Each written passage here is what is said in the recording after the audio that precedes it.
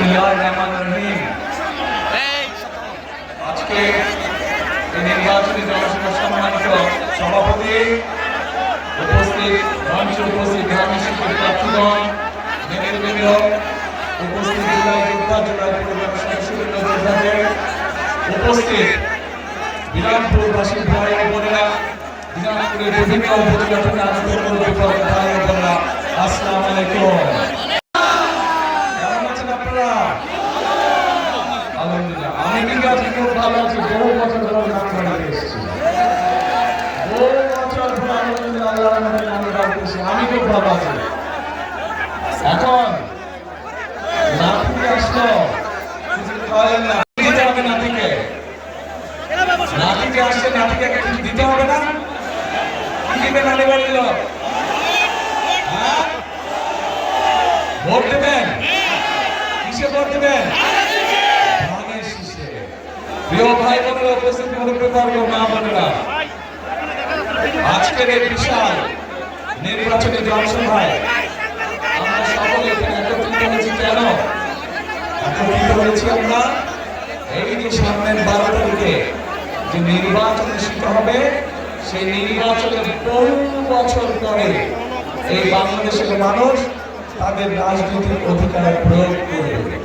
এই যে বললাম, এই মঞ্চের পাশে 13টি পরিবারের সদস্য বসে আছে।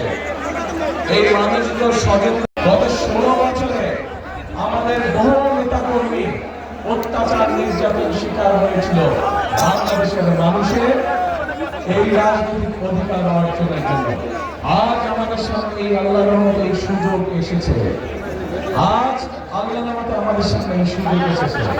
আজকে আমরা এই এলাকার যত মানুষ আছে, সে মুসলমান হোক, হিন্দু হোক, আদিবাসী হোক, খ্রিস্টান হোক, বৌদ্ধ, সকলে মিলে আমরা আমাদের রাজনৈতিক অধিকার প্রয়োগ করব। এখন প্রিয় ভাই বোনেরা, এই যে রাজনৈতিক অধিকার প্রয়োগ করব, শুধু ভোট দিলেই হবে না, এই নির্বাচন হতে হবে। আমাদের আরেকটি লক্ষ্য বা উদ্দেশ্য আছে নির্বাচনের। কি সেটি? সেটি হলো দেশ পুনর্গঠনের নির্বাচন। বিগত 16-17 বছর ধরে এই এলাকা সহ দিনাজপুর সমগ্র বাংলাদেশের মানুষের চিকিৎসা ব্যবস্থা ভেঙে পড়েছে। নারীদের অধিকার থেকে নারীদেরকে বঞ্চিত করা হয়েছিল।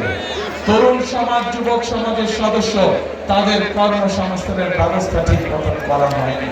এলাকার ঠিক মতন উন্নয়ন করা হয় নাই, মেইন প্র্যাকটিস করা হয় নাই।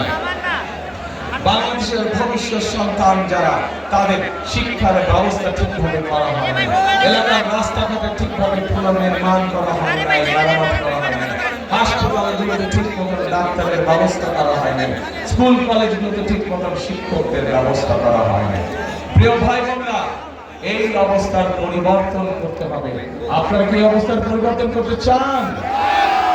তাহলে প্রিয় ভাই বোনেরা, আমরা অতীতে দেখেছি ধানের শীষ যতবার দেশ পরিচালনার দায়িত্বে ছিল, ধানের শীষ চেষ্টা করেছে যে এলাকার উন্নয়ন করতে, স্কুল কলেজ রাস্তাঘাট মসজিদ মাদ্রাসা নির্মাণের চেষ্টা করেছে। ধানের শীষ চেষ্টা করেছে কিভাবে নারীদের শিক্ষার ব্যবস্থা করা যায়। ধানের শীষ চেষ্টা করেছে কিভাবে বেকারদের কর্মসংস্থানের ব্যবস্থা করা যায়। প্রিয় ভাই বোনেরা, এই দিনাজপুর অঞ্চলকে সমগ্র বাংলাদেশ জানে কৃষি প্রধান দেশ হিসাবে, কৃষি প্রধান এলাকা হিসেবে, তাই তো নাকি? এখন এই কৃষি প্রধান যে অঞ্চল, কৃষি প্রধান যে এলাকা, এই এলাকায় আমরা চাই কৃষির সাথে সম্পর্কিত শিল্প গড়ে তুলতে ধীরে ধীরে, যাতে করে কৃষির সাথে, যেমন এই এলাকার লিচু বিখ্যাত, বাংলাদেশ বিখ্যাত, জগৎ বিখ্যাত এলাকার লিচু, কিন্তু এই লিচুকে প্রক্রিয়াজাতকরণের মাধ্যমে আমরা বিদেশে রপ্তানি করতে পারবো, কিন্তু সেইটা এখনো করা সম্ভব হয়নি। কিন্তু 12 তারিখে নির্বাচনে ইনশাআল্লাহ বিএনপি জয়যুক্ত হলে, ধানের শীষ জয়যুক্ত হলে আমরা চাই এই দিনাজপুর তৈরি করতে, যার মাধ্যমে এই এলাকার ছেলেমেয়েদেরকে আমরা বিভিন্ন বিষয়ে ট্রেনিং দিতে চাই, বিদেশি ভাষা শিক্ষা দিতে চাই আমরা, যার মাধ্যমে তারা দেশেই হোক বিদেশি হোক কর্মসংস্থান করতে পারে, নিজেদের কর্মের ব্যবস্থা করতে পারে। কি ভাই, এটি কি করবো আমরা? এই ভবিষ্যতে ট্রেনিং ইনস্টিটিউট করবো। আচ্ছা, যদি কোথাও বলতে হবে ভাই কি করবো, আমি তো বলছি করবো, আপনারা যদি বলেন চাই তখন ইনশাআল্লাহ আমরা করবো। চাই ইনশাআল্লাহ। এখন প্রিয় ভাই বোনেরা, শুধু তাই নয়, এই যে মঞ্চের চারদিকে হাজার হাজার মা বোনেরা আছে, মঞ্চের ডানে বামে হাজার হাজার মা বোনেরা আছে। এই মা বোনদের শিক্ষার জন্য এই এলাকার সন্তান খালেদা জিয়া, উনি যখন দেশ পরিচালনার দায়িত্বে ছিলেন তখন সারা দেশের মেয়েদের শিক্ষার ব্যবস্থা ফ্রি করে দিয়েছেন ইন্টারমিডিয়েট পর্যন্ত। আমরা চাই আগামী বিএনপি সরকার এই মা বোনদেরকে, যে মা বোনদেরকে খালেদা জিয়া শিক্ষার আলো পৌঁছে দিয়ে গেছে, সেই মা বোনদের সহ খেটে খাওয়া যত নারী আছে, যত গৃহিণী আছে, সবার কাছে আমরা ফ্যামিলি কার্ড পৌঁছে দিতে চাই,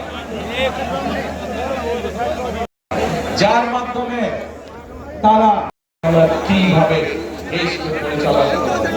এখন প্রিয় ভাই বোনেরা, কিন্তু দেশকে যদি সামনের দিকে এগিয়ে নিয়ে যেতে হয় তাহলে জনগণের, এই দেশের যারা মালিক, সেই মালিকের সহযোগিতা ছাড়া, সমর্থন ছাড়া সম্ভব নয়। আমার জানতে ইচ্ছা করছে এই দেশের মালিক কারা? কারাই দেশের মালিক? জি, জনগণ। এই যে আপনারা লক্ষ লক্ষ মানুষ সামনে দাঁড়িয়ে আছেন, আপনারা হচ্ছেন এই দেশের মালিক। এখন এই দেশের মালিকের কাছে আমি জানতে চাই যে প্রিয় মালিক, এই দেশের বাংলাদেশের মালিক, যে আপনাদের কি পরিকল্পনা 12 তারিখে, পরিকল্পনা কি নিয়েছেন? আপনারা কি করবেন 12 তারিখে? কি করবেন? বুঝি না। ধানের শেষ এই প্রার্থীরা এদিকে আসেন তো, যারা প্রার্থী, যারা ধানের শেষে প্রার্থী তারা আসেন, বসে দাঁড়ান।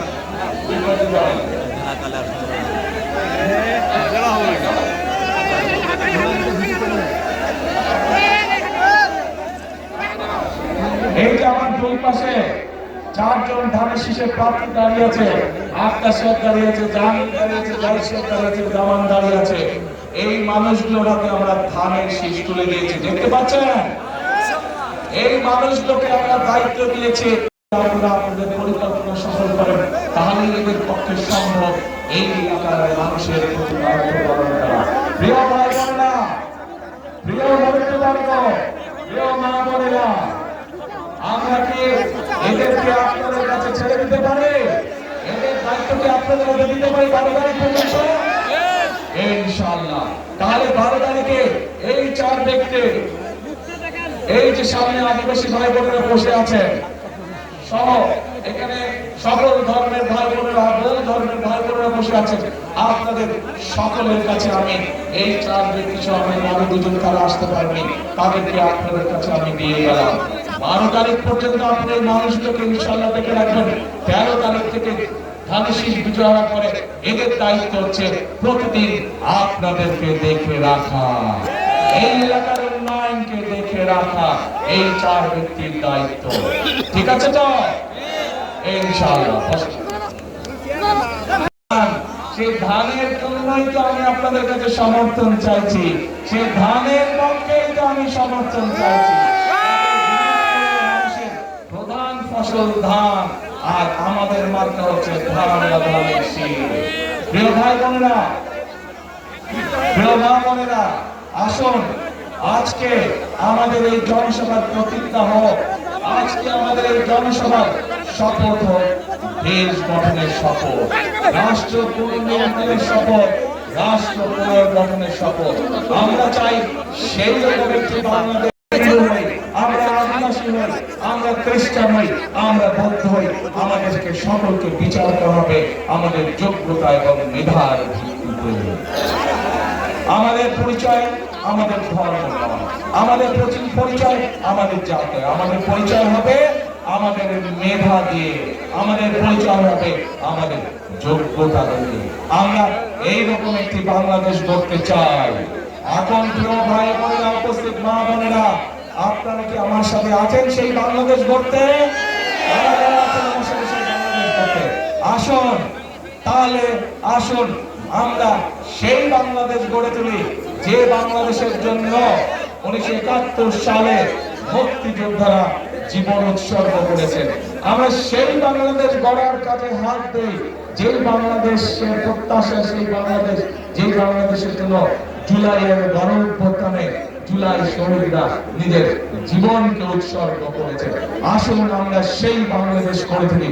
আমরা অনেক আন্দোলন করেছি গণতন্ত্র উদ্ধারের জন্য। গণতন্ত্র উদ্ধারের পর ধীরে ধীরে আমাদের সামনে উপস্থিত হয়েছে। এখন গণতন্ত্রকে প্রতিষ্ঠিত করার মাধ্যমে আমাদের পরবর্তী কাজ হবে এই দেশকে পুনর্গঠন করা। প্রিয় ভাই বোনেরা, আজ এই নির্বাচনী জনসভায় আমি হয়তো আমার প্রতিপক্ষ সম্পর্কে, রাজনৈতিক প্রতিপক্ষ সম্পর্কে আপনাদের সামনে অনেক কথা বলতে পারতাম, কিন্তু আমি যদি মানুষ সম্পর্কে বিবাদ করি, রাজনৈতিক প্রতিপক্ষ সম্পর্কে বক্তব্য করি, তাতে কি জনগণের কোনো উপকার হবে? জনগণের কোনো উপকার হবে না। জনগণের উপকার তখনই হবে যখন একটি রাজনৈতিক দল হিসাবে আমরা জনগণের জন্য এবং দেশের জন্য সঠিক পরিকল্পনা গ্রহণ করতে পারব।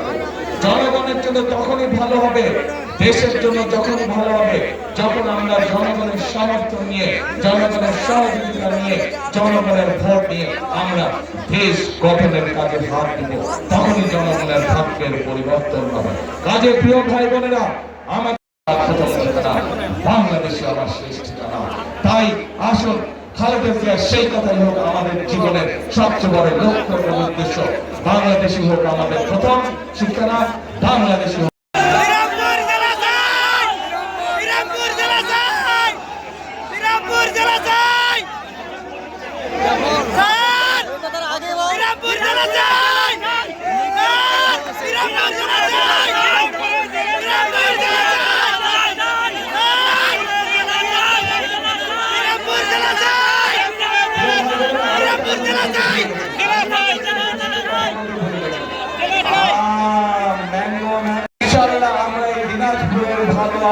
সমগ্র পৃথিবীকে পাঠানোর ব্যবস্থা করবো, যাতে আম দিয়ে পৃথিবীর মানুষ দিনাজপুর চিনতে পারে।